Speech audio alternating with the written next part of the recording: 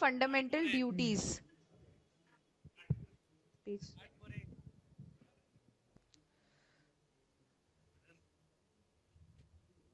Fundamental duties कौन से part में है कॉन्स्टिट्यूशन के? पार्ट 5। गलत। कौन से पार्ट में कॉन्स्टिट्यूशन के फंडामेंटल ड्यूटीज? Part 4A। सही जवाब। हाँ ठीक है आपका जवाब, पार्ट 4A। अच्छा, किसी को पता है कि कौन सी अमेंडमेंट से फंडामेंटल ड्यूटीज जो है वो कॉन्स्टिट्यूशन में ऐड हुई थी? चलिए मैं बता देती हूँ। 42nd amendment act. 42nd, हाँ 42nd अमेंडमेंट एक्ट 1976। इस एक्ट से फंडामेंटल ड्यूटीज कॉन्स्टिट्यूशन में ऐड हुआ था। ठीक है,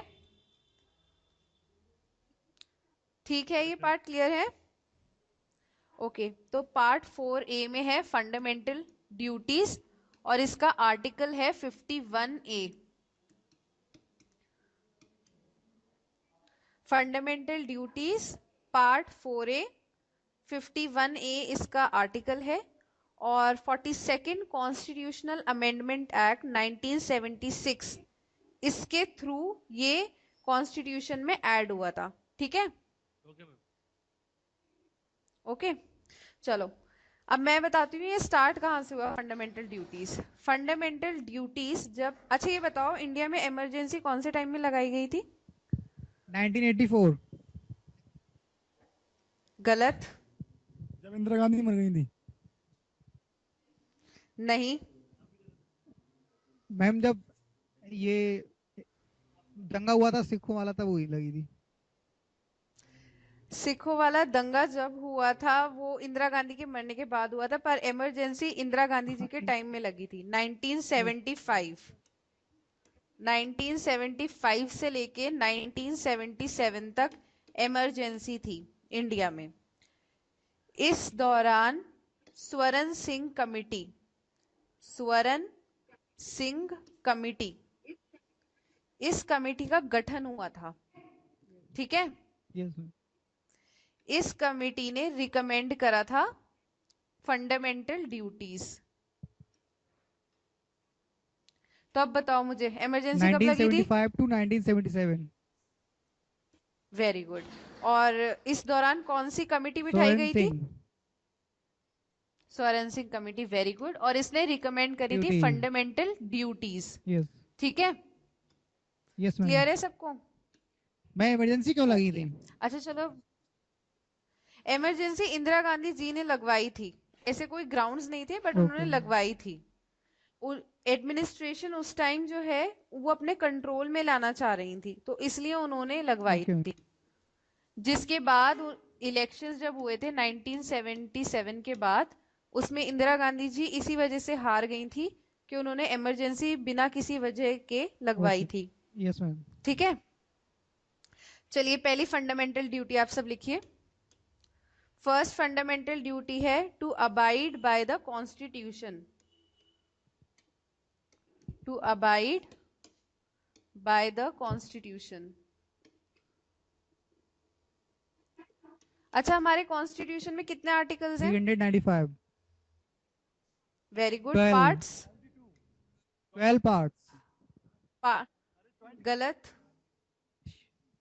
22 पार्ट्स। 22। जी हाँ, जी हाँ 22 पार्ट्स हैं। और 12। शेड्यूल कितने हैं? Very good. To abide by the constitution and respect its ideals. To abide by the constitution and respects its ideals and institution। अच्छा ये बताओ कौन से इंस्टीट्यूशन हो सकते हैं? कॉन्स्टिट्यूशन किन इंस्टीट्यूशन का मेंशन कर रहा है? It's ideas and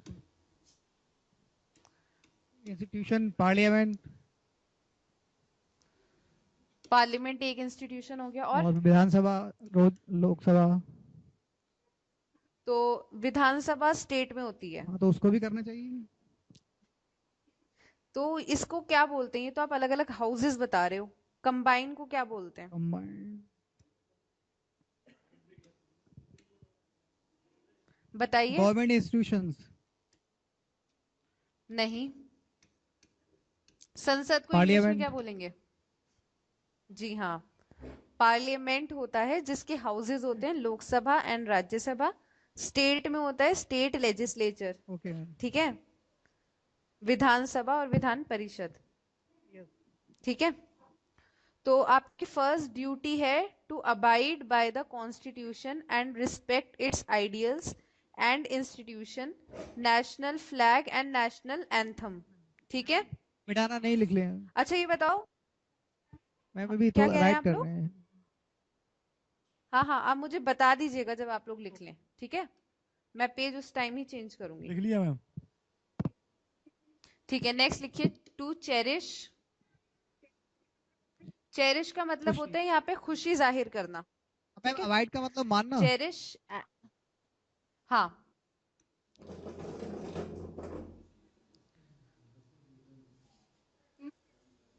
to cherish and follow the noble ideals.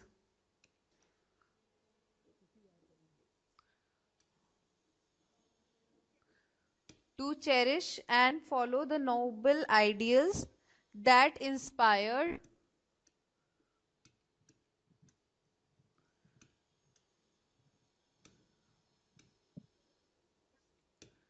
यहां तक लिख लिया आप लोगों ने, इंस्पायर्ड तक? that inspired the national freedom for struggle, national freedom for struggle।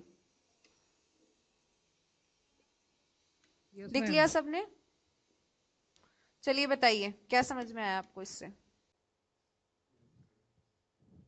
Third लिखिए, to uphold and protect,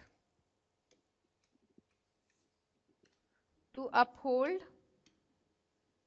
and protect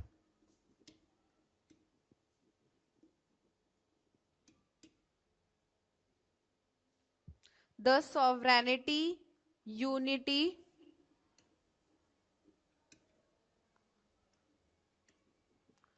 the sovereignty, unity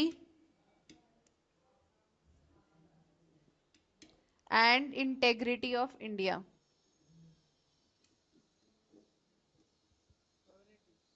integrity of India। लिख लिया सबने? Yes ma'am. अच्छा, अब मुझे बताइए सॉवरेनिटी का क्या मतलब होता है?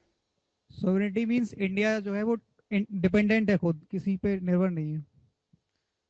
हाँ, India is independent, yes. Dependent नहीं, यस मैम, इंडिपेंडेंट। इंडिपेंडेंट। जी हाँ, और यूनिटी तो आप सभी को पता होगा। इंटेग्रिटी बताइए, इंटेग्रिटी का क्या मतलब होता है? इंटेग्रिटी मींस अखंडता, मतलब सब लोग मिलके रह रहे हैं। बिल्कुल सही। तो आप बताइए मुझे, इस थर्ड जो आपकी ड्यूटी दी गई है उसका क्या मतलब है? इन तीनों चीजों को माने और इनको प्रोटेक्ट भी करें। ठीक है, तो आप एक एग्जाम्पल दे सकते हो जैसे किस तरीके से हम प्रोटेक्ट कर सकते हैं यूनिटी, इंटेग्रिटी और सॉवरेनिटी इंडिया की? जैसे पूछो, कोई क्लास में पूछो सबसे और मुझे जवाब दो, क्या होगा? अगर कोई हमारी गवर्नमेंट प्रॉपर्टी है तो उसको प्रोटेक्ट करना चाहिए हमें। ये नहीं, सोवरेन। मैं पूछ रही हूँ कि जैसे आप यूनिटी, इंटेग्रिटी, अखंडता जैसे आपने बताया मुझे, इसका कोई यस। एग्जाम्पल दो। यूनिटी, इंटेग्रिटी ऑफ इंडिया आप कैसे बताओगे कि हम यूनाइटेड हैं, हम इंटेग्रिगेटेड हैं? बताओ। यूनिटी मींस कि हम क्लास में सारे स्टूडेंट्स बराबर आपस में मिलजुल के रहें और किसी भी रेस एंड रिलीजियस बेस पर कोई पार्शियलिटी ना करें। Very good. और नेशनल लेवल पे आप कैसे दिखाओगे? नेशनल लेवल पर भी, जहाँ भी आगे नेशनल लेवल पे जाएंगे वहां भी सब लोग एक बराबर हैं। मतलब कोई एग्जांपल दो मतलब ये कि नेशनल लेवल। वहाँ कोई जैसे कि मराठा, उसमें महाराष्ट्र में उन्होंने कहा था कि हमारे यहाँ से मराठी लोगों को अलावा बाकी सबको बाहर निकालो, तो ये सही तरीका नहीं है, ये गलत तरीका है। वेरी गुड, तो ये नेशनल यूनिटी नहीं दिखाता। यस। ठीक है, वेरी गुड। नेक्स्ट लिखो। नेक्स्ट ड्यूटी है to defend the country and render national service when called to do सो।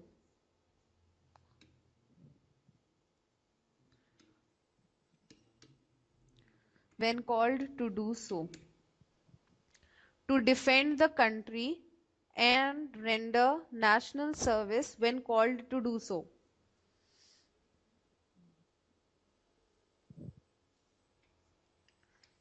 पढ़िए और मुझे जवाब बताइए। इस बार आप जवाब नहीं देंगे, कोई और जवाब देगा। Okay ma'am. जी, पढ़ के बताओ क्या मतलब है इसका।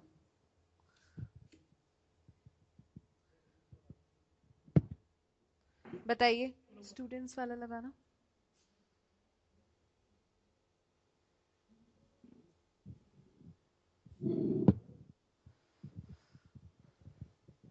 बताइए। हेलो सर, वो मैम ये अपनी कंट्री के लिए हमेशा तैयार रहो, उसके लिए उसकी रक्षा करो। जब कंट्री की सर्विस के लिए कोई पुकारे तो फौरन चले जाओ, अपनी जान प्राण सब, तन मन धन सब दे दो।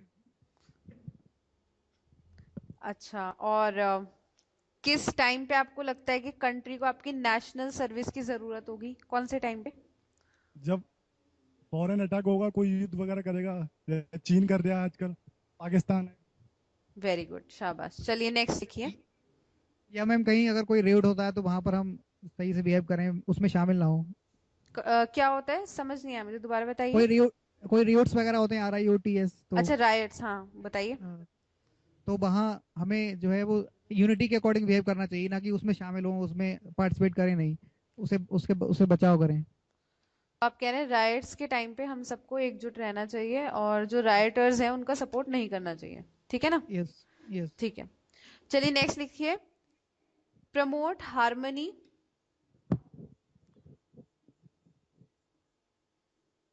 हार्मनी का क्या मतलब होता है? सुख शांति फैलाए। ठीक है। एंड कॉमन ब्रदरहुड, क्या मतलब हुआ ब्रदरहुड का? भाईचारा। कॉमन ब्रदरहुड क्या मतलब हुआ इसका? मतलब भाईचारा आप आपस में रखें, फैलाएं। Very good. अच्छा ये बताओ, मैंने जब तुम्हें प्रियम्बल लिखवाया था वहां पे मैंने बताया था कि एक वर्ड का मतलब ब्रदरहुड होता है, वो कौन सा वर्ड था? ब्रदरहुड ही था। नहीं नहीं, ब्रदरहुड होता तो मैं पूछती नहीं आपसे। बताइए। फ्रेटर्निटी। Fraternity, very good. चलिए लिखिए। Promote harmony and common brotherhood amongst all people of India.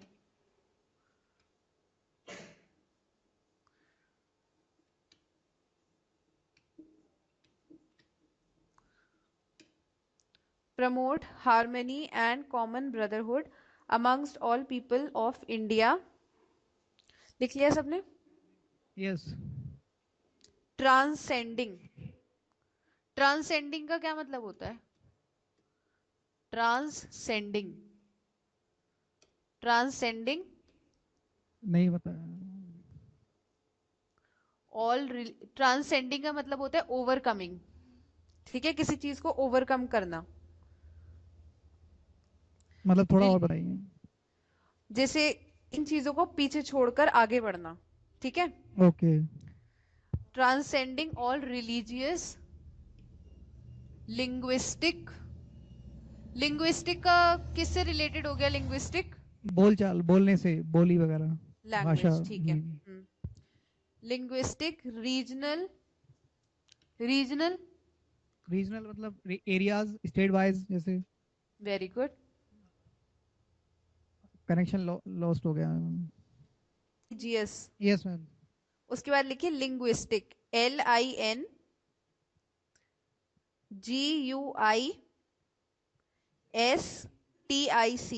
लिख लिया? Yes ma'am. Linguistic and regional. Okay. Regional spell out करूं या लिख लिया सबने? लिख लिया मैम। ठीक है, उसके बाद लिखिए और, OR, और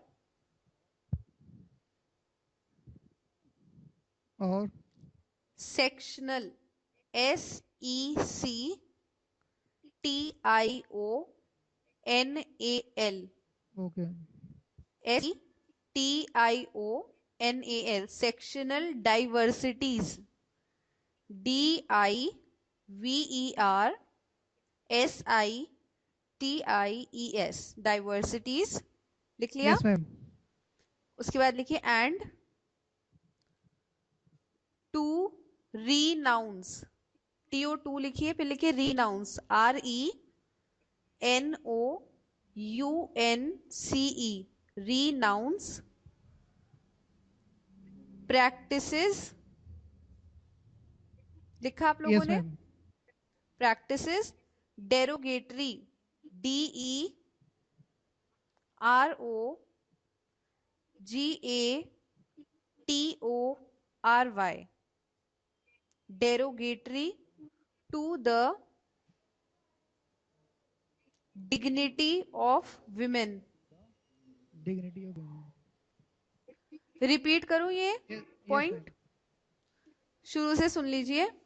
to promote harmony and spirit of common brotherhood amongst all the people of India, transcending all religious, linguistic, and regional or sectional diversities, and to renounce practices derogatory to the dignity of women। Okay ma'am लिख लिया? Yes ma'am अच्छा, अब मुझे बताइए इसका ma'am मतलब क्या हुआ। सेक्शनल चलिए। डायवर्सिटी से समझ नहीं आया, समझ बता दीजिए। सेक्शंस जैसे डिवाइडेड होते हैं ना, SC ST OBC okay general, ये सेक्शंस ऑफ द सोसाइटी हो गए, middle class, high class, lower class, ये सेक्शंस हो गए, ओके ठीक है। Renounce practices derogatory means renounce का मतलब होता है छोड़ देना। रिनाउंस छोड़ देना। हाँ, रिनाउंस का मतलब होता है किसी चीज का त्याग कर देना, छोड़ देना, ओके ठीक है। Practices derogatory to the dignity of women, ऐसी चीजों को छोड़ देना जो किसी महिला के लिए सही नहीं है। ओके डेरोगेटरी बुरी, ओके बुरी चीज है, ठीक है। यस अब आप बताइए मुझे इस ड्यूटी का क्या मतलब हुआ, फिफ्थ वाली ड्यूटी। मतलब प्रमोट सुख सुख और शांति बनाए रखना चाहिए, भाईचारा फैलाएं वेरी गुड। और हम all the people of India transcending religious, linguistic, regional और सेक्शनल डाइवर्सिटीज, क्या मतलब हुआ इन सब इसका? चीजों को छोड़कर आगे बढ़े, यानी कि रिलीजियस धार्मिक बेस पर कोई वेरी गुड, पार्शलिटी ना करें, शाबाश। लैंग्वेज बेस पर भी ना करें और ना ही कोई रीजनल वाइज करें, और वेरी ना गुड। और उसके बाद सेक्शनल डाइवर्सिटी यानी कि higher higher means higher section या लोअर सेक्शन डिवाइड ना करें। हाँ, और सब मिलजुल कर रहे हैं। आगे और बताइए। कोई लास्ट ऐसी लाइन। हरकत ना करें जिससे कि किसी महिला की डिग्निटी कम हो। जी हाँ, डिग्निटी, क्या मतलब होता है इज्जत। डिग्निटी? Very good. चलिए नेक्स्ट लिखिए, सिक्स्थ ड्यूटी लिखिए। लिख रहे हैं आप लोग? लिखिए to value, TO2 value, VALUE, value and preserve, PRESERVE, preserve the rich heritage, HERITAGE, heritage of the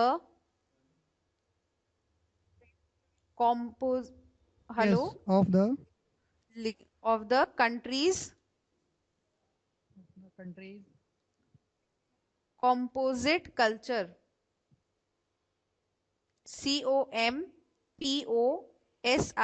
COMPOSITE, composite culture। Culture. लिख लिया आप सबने? Yes ma'am. चलिए बताइए मुझे इसका मतलब। इसका मतलब हमें वैल्यू यानी कि अहम मानना चाहिए और प्रिजर्व करना है rich heritage of countries composite culture, यानी कि कंट्री का जो कल्चर है कंपोजिट जी हाँ, मीन्स डिफरेंट पीपल हैं, डिफरेंट लिविंग स्टाइल है, तो वो सब मिल गया है सबका कल्चर। तो अच्छा मुझे ये बताइए, कोई हेरिटेज का नाम बताइए हमारे इंडिया में। कल्चरल हेरिटेज, हेरिटेज में क्या क्या आ सकता है जैसे? कल्चरल हेरिटेज जी हाँ, मतलब जो प्रॉपर्टी है हमारी कंट्री की, जैसे ताजमहल, जी हाँ, कल्चरल हेरिटेज में आपके मॉन्यूमेंट्स आ मॉन्यूमेंट्स, यस, जाते हैं। जामा मस्जिद। जी हाँ, जी। तो इसका क्या मतलब हुआ कि आप उन चीजों की इज्जत करें और उनकी रक्षा करें, प्रिजर्व यस, करें, गंदा नहीं करें, जैसे कि लोग दीवारों पे नाम लिख देते हैं। यस। या रेलवे रेलवे वगैरह में जा रहे हैं तो तो कोई नाम ना लिखें। जी हाँ, तो बस यही है कि आप उन चीजों को प्रिजर्व करें, क्योंकि वो हमारे इंडिया का कल्चर दिखाती है कि इंडिया में कितना डाइवर्स कल्चर है, तरह तरह का कल्चर यस है। मैम। ठीक है। ओके, नेक्स्ट ड्यूटी लिखिए आप, 7th ड्यूटी है, टू प्रोटेक्ट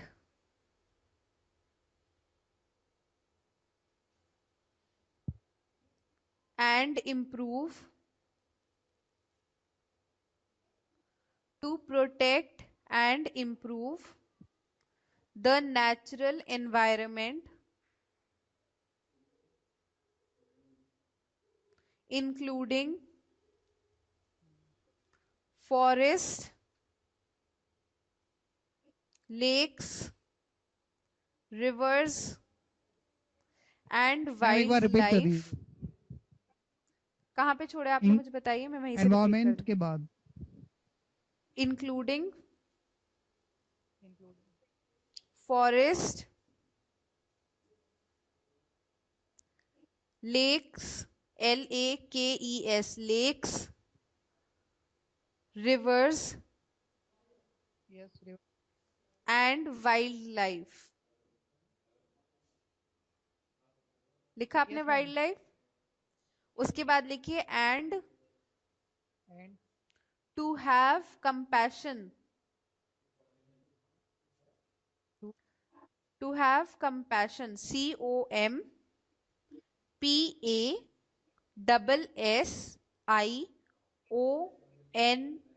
compassions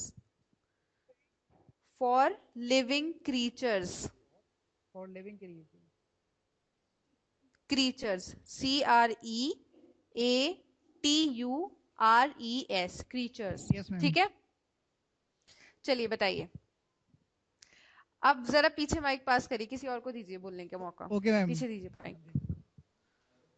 स्टूडेंट्स की दिखाना नहीं आ रहा। अच्छा, जी मैम। ये तो आसान सा है, कोई भी बता दे पीछे से, बताइए। मैम, प्रोटेक्ट और इम्प्रूव करेंगे अपने नेचुरल एनवायरनमेंट को, जो हमारे फॉरेस्ट हैं, वेरी लेक्स गुड। हैं, रिवर्स हैं, और जो हमारी वाइल्ड लाइफ, जो कि मतलब जानवर जानवर हो हो गए, गए एंड टू हैव कंपैशन जी, फॉर लिविंग क्रीचर। क्रीचर्स। क्या मतलब हुआ इसका? लिविंग क्रीचर्स कौन से हो गए आपके? जीव जीव जंतु। जंतु जिन्हें आप जी कहते मैम, हैं। जीव जंतु। अच्छा, कंपैशन का क्या मतलब होता है? लगाओ, जी हाँ, तो लगाव रखना अपने। बेसिकली, हाँ, तो बेसिकली इस ड्यूटी से आप क्या समझे, मुझे बिल्कुल शॉर्ट में बताइए। जो हमारा मैम नेचुरल एनवायरनमेंट है, उसे हम उससे जी लगाव हाँ, रखें। नेचुरल एनवायरनमेंट और उससे जुड़े जीव जंतु। जी जी मैम। ठीक है, चलिए नेक्स्ट ड्यूटी पर आ जाइए, 8th। अब आपको स्क्रीन दिख रही है? यस, व्यू लिखा हुआ नहीं आ रहा मैम। तो क्या दिख रहा है, ब्लैंक स्क्रीन दिख रही है? नहीं, वाइड है। वाइट स्क्रीन दिख रही है इन लोगों को।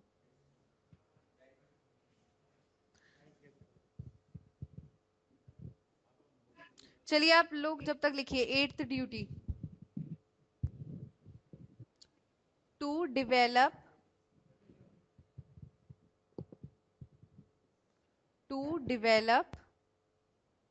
Scientific temper, scientific temper, TEMPER, temper, comma लगाइए और लिखिए ह्यूमैनिज्म,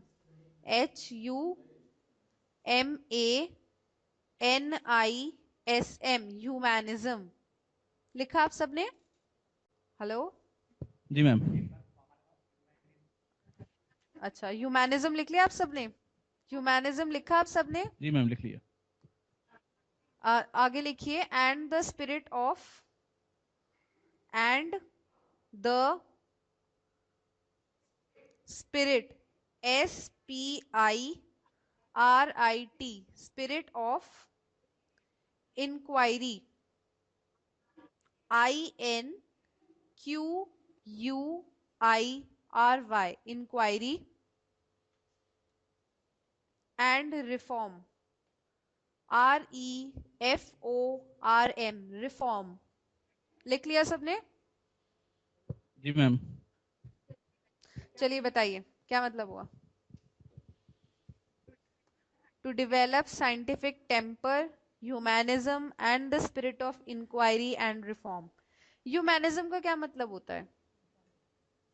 इंसानियत में मानवता। जी हाँ, जी हाँ, बिल्कुल सही।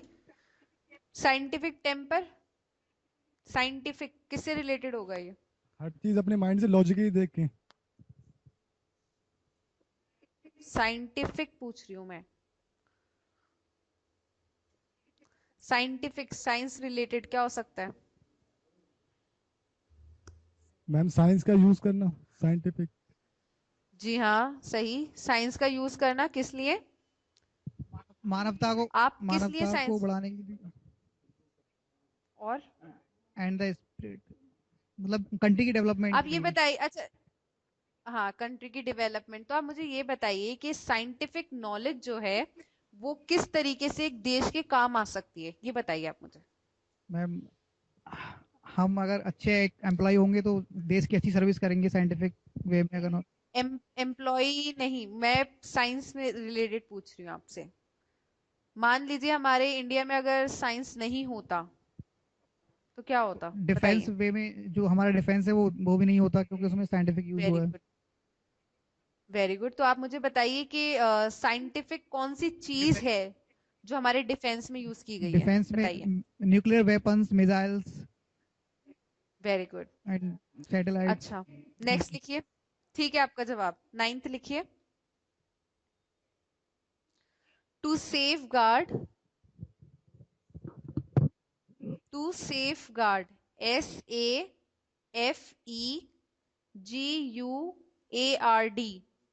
To safeguard public property and to abjure, ABJURE,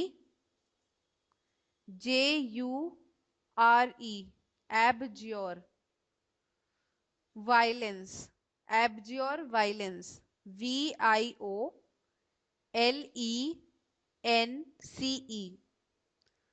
to safeguard public property and to abjure violence।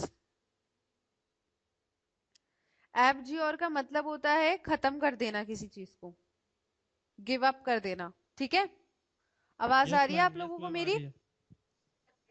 चलिए, कौन बताएगा 9th ड्यूटी? कौन एक्सप्लेन करेगा 9th ड्यूटी? पब्लिक प्रॉपर्टी को सेव सेव करना और हिंसा उससे बचाव रखना, हिंसा खत्म करना। जी बिल्कुल ठीक है आपका जवाब। नेक्स्ट लिखिए 10th ड्यूटी। चलिए कोई नहीं, मैं डिक्टेट कर देती हूँ, यस। ठीक है। लिखिए 10th duty. To strive, to strive, STRIVE, strive, towards, TOWARDS, towards excellence, EXCELLENCE,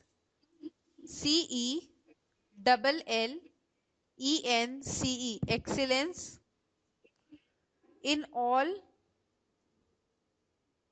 spheres, SPHERES, spheres। मैं रिपीट कर रही हूं, to strive towards excellence in all spheres of, लिखिए of, individual and individual and collective activity. Individual and collective activity so that nation constantly,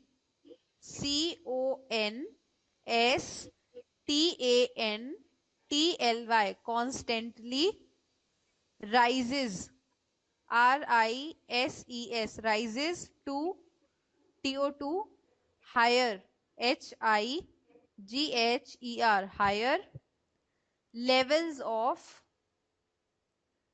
endeavor, ENDEAVOUR,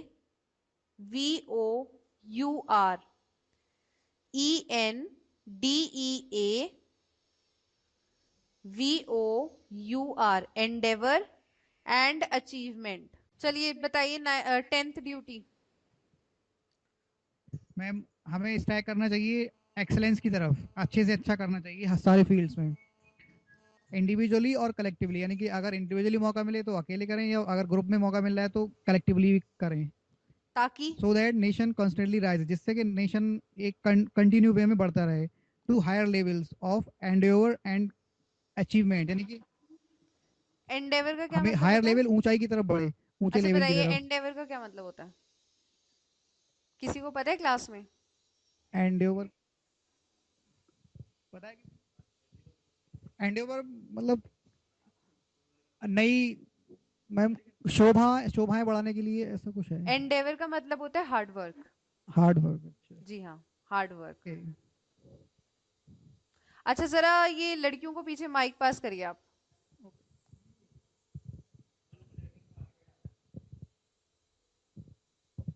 hello जी अपने side वाली को mic दीजिए, ये जो नीचे झुकी हुई थी टेबल पर।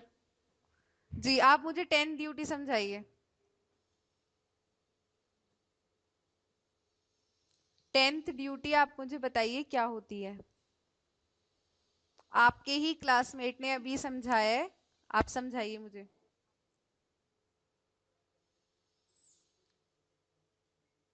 10th ड्यूटी मैम इन्वायरमेंट को प्रोटेक्ट करना, इक्वालिटी रखना। एनवायरमेंट? मैं 10th ड्यूटी की बात कर रही हूँ, 10वीं। आप कहां पर हैं? आप मुझे 7वीं ड्यूटी बता रही हैं, मैं आपसे 10th ड्यूटी पूछ रही हूँ। अपने बराबर वाली को माइक दीजिए, जो हिजाब में बैठी हैं वाइट, उन्हें दीजिए। जी बताइए 10th duty. Front row please, आप लोग डिस्टर्ब मत कीजिए, मुझे उनका आंसर सुनना है। बताइए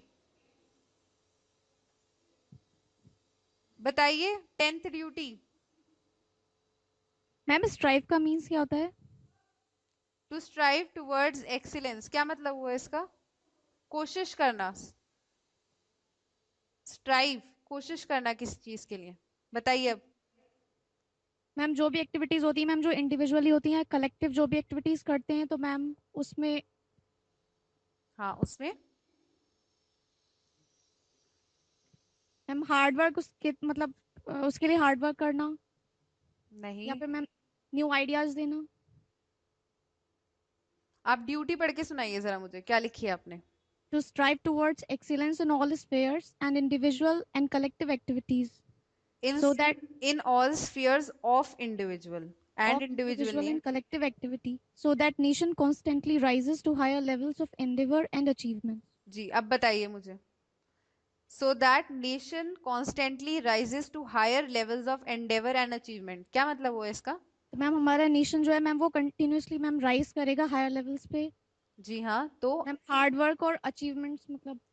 हाँ तो हार्डवर्क और अचीवमेंट किसका होना चाहिए कि नेशन जो है वो तरक्की करे? जी मैम। बताइए मुझे, इसका जवाब दीजिए। Ma'am individual individual and collective activities. जी हाँ, तो अब आप बताएंगे कंप्लीट आंसर। अब मैंने आपको टिट बिट्स में बता दिया है, अब आप कंप्लीट करिए पूरा। मैम किसी भी इंडिविजुअल या कलेक्टिव एक्टिविटी के लिए मैम न्यू आइडियाज देना, मैम किसी चीज के लिए कोशिश करना, हाँ, तो आपकी कोशिश जैसे से क्या? जी बताइए। मैम ताकि उसको मैम ऊंचाई तक ले जाए मैम, हायर लेवल्स, हार्ड किस वर्क और अचीवमेंट्स। हाँ, तो आपके हार्डवर्क और अचीवमेंट्स किस चीज को ऊंचाई पे ले जाएंगे? मैम नेशन को। ठीक है, नेक्स्ट लिखिए 11th ड्यूटी। और आप सब प्लीज अटेंटिव रहिए, जब आपको हम लोग पढ़ा रहे हैं तो बी अटेंटिव। लिखिए to provide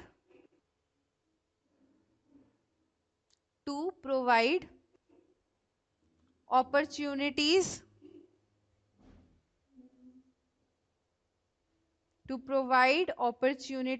for education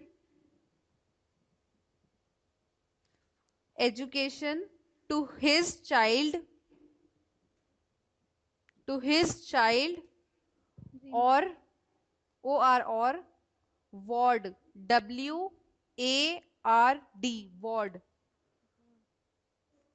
between the age of ma'am ward के बाद क्या बोला आपने? ward के बाद है between between. the age of 6। Ma'am starting से बता दीजिए एक बार। अच्छा, to provide opportunities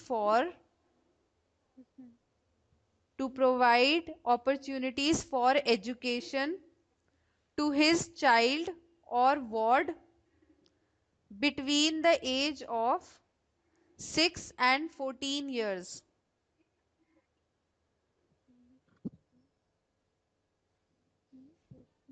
Should I repeat? No ma'am. सबने लिख लिया? Yes ma'am. चलिए, अब आपके साथ जो लास्ट में लड़कियां बैठी हैं, जरा उन्हें माइक दीजिए।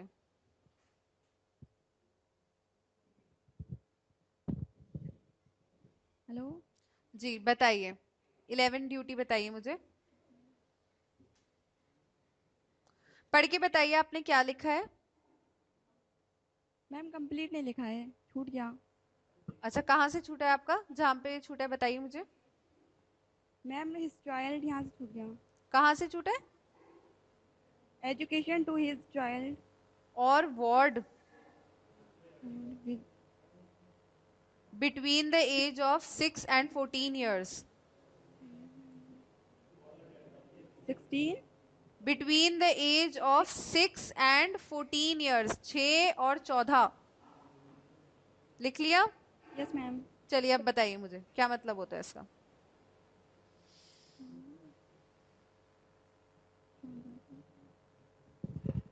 जब तक आप पढ़ रही हैं जरा पीछे वालों को दीजिए, जो आपके पीछे 3 लड़के बैठे हैं उन्हें माइक दीजिए। ब्लू कैप में जो है, जी बताइए 11th। जी, ज़्यादा से ज़्यादा अपॉर्चुनिटी एजुकेशन की प्रोवाइड कराना किसे प्रोवाइड करानी है? बच्चों को, कौन इनकी एज 6 से 14 के अंदर हो। ठीक है, अच्छा आप मुझे ये बताइए कि ये जो 11th ड्यूटी है, जी क्या ये इंडिया में लागू हुई है? हुई है। अच्छा, तो बताइए इसका नाम क्या है? मील डे, वो सर्व शिक्षा अभियान। सर्व शिक्षा अभियान प्रोग्राम का नाम है। ये प्रोग्राम, आप पीछे मत देखिए, मैं उनसे सवाल पूछ रही हूँ, आप आगे ही देखिए। जी बताइए। सर्व शिक्षा अभियान एक प्रोग्राम चलाया गया है एक एक्ट के अंतर्गत, वो एक्ट कौन सी है?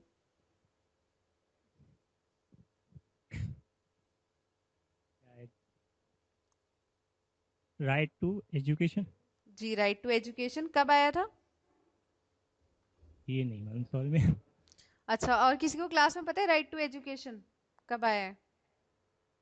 शायद 2000 में मैम। 2002। 2002 में। तो आप इसका 11th पॉइंट में ये ऐड कर लीजिए कि 86 constitutional amendment act, 86 constitutional amendment act, 86 constitutional amendment act 2002।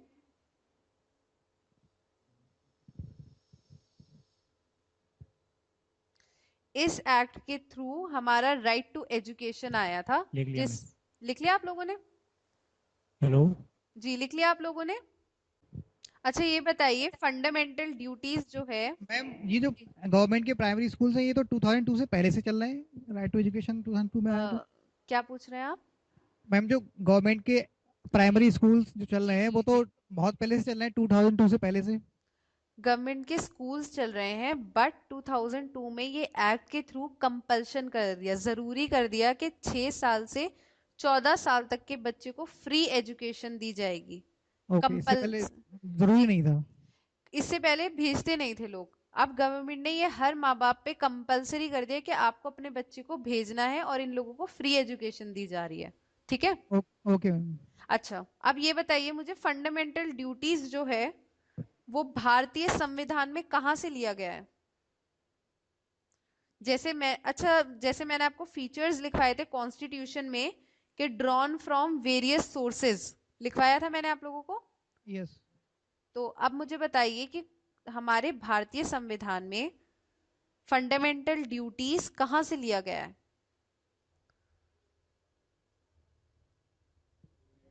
ये तो पॉइंट नहीं, मैंने आपको लिखवाया नहीं है, मैंने सिर्फ आपको इतना लिखवाया था drawn from various sources.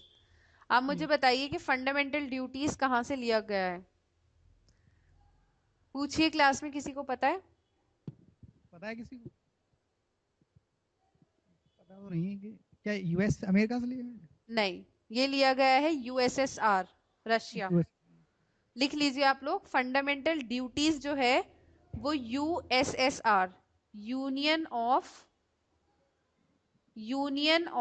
Soviet, SOVIET, Soviet socialist Republic, union of Soviet socialist Republic. ठीक है? यस। चलिए अच्छा अब मुझे बताइए कि कौन से पार्ट में फंडामेंटल ड्यूटीज? फटाफट। 4th A। Article 51A। ठीक है, और कौन सी कमेटी बनी थी?